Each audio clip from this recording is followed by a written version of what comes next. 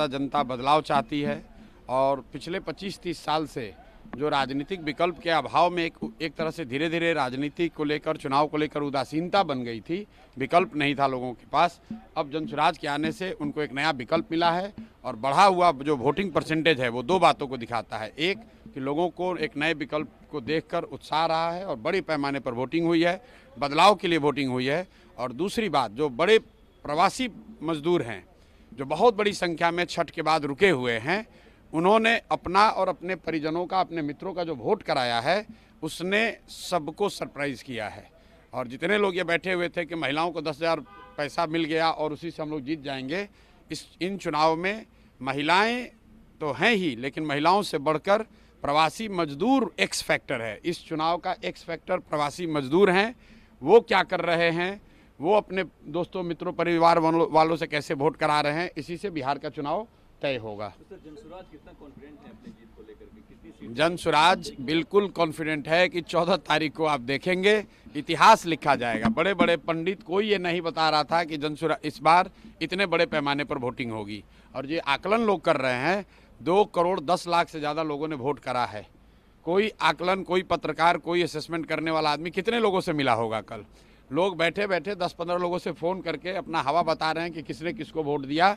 किसी को जानकारी नहीं है। जब 14 तारीख को काउंटिंग होगी तभी पता चलेगा कि 2 करोड़ से ज़्यादा लोगों ने किसको वोट दिया है सबसे ज़्यादा मात्रा में। जो हम लोग देख रहे हैं कि जो प्रवासी मजदूर है वो बदलाव चाहते हैं और बहुत एग्रेसिव होकर उन लोगों ने वोटिंग किया और कराया है। सर, बिहार के डिप्टी सीएम अपने ही प्रशासन पर धिक्कार रहे हैं, कह रहे हैं धिक्कार है इसे प्रशासन पे, क्या कहेंगे? वोटिंग के समय उन्होंने अपने और अपने सरकार का चाल चरित्र, चेहरा, उस पर मुहर लगाई है कि यहाँ पर कोई सुरक्षित नहीं है, कानून का राज नहीं है, जिसकी लाठी उसकी भैंस।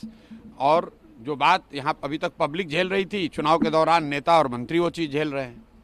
आरजेडी का भी एक विधायक है, वो पुलिस को धमका रहे हैं, एक दूसरे का बाल नोचेंगे, ऐसा पीएम मोदी कह रहे हैं। भाई, वो बाल नोचेंगे कि सर नोचेंगे ये उनका काम है। मैं इतना जानता हूँ कि बिहार की जनता ने कल के वोटिंग में दिखाया है कि उनके पास जब विकल्प एक मिल गया तो उन्होंने बढ़ चढ़ के वोटिंग में, लोकतंत्र के इस पर्व में हिस्सा लिया है।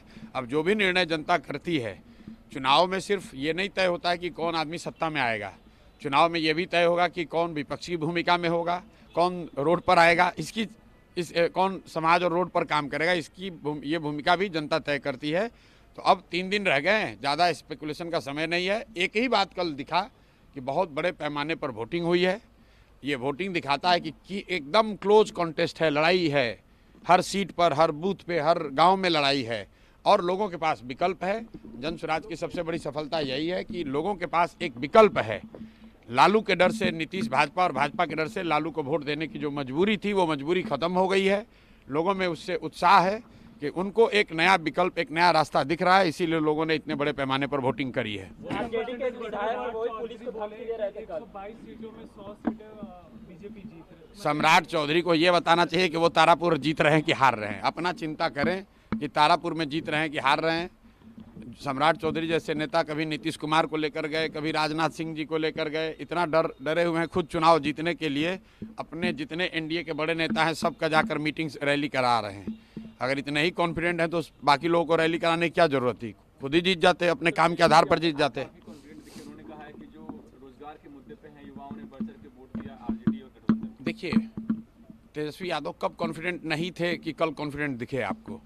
ये लोग तो चुनाव के 6 महीना पहले, साल भर पहले ही कॉन्फिडेंट है कि हम ही मुख्यमंत्री बनेंगे। तो ऐसे लोग जिनको अपनी कोई जानकारी है नहीं, ज़मीन पर घर से बाहर निकले, पार्टी के दम पर, जाति के दम पर या भाजपा विरोध के नाम पर भीड़ इकट्ठा हुई, गए 2 मिनट भाषण वाषण किया, घर पर चले आए। उनको क्या जानकारी है कि गांव में निचले स्तर पर क्या बात हो रही है? आप मुझे, जितने पत्रकार लोग हैं, ये बताइए कि किसी मीडिया चैनल ने, किसी पत्रकार ने, किसी राजनीतिक विशेषज्ञ ने, किसी पार्टी ने अगर ये कहा हो, किसी नेता ने कहा हो कि बिहार में इस बार अप्रत्याशित वोटिंग होने वाली है? किसी ने नहीं कहा है। और ऐसा नहीं है कि महिलाओं का वोटिंग ज़्यादा हुआ है। पहली बार बिहार में युवाओं की वोटिंग सबसे ज़्यादा हुई है। सबसे ज़्यादा एग्रेसिव होकर युवा वोट किया है। तो अगर युवा वोट कर रहा है तो अपने भविष्य के लिए वोट कर रहा है, बिहार में बदलाव के लिए वोट कर रहा है, बेहतरी के लिए वोट कर रहा है।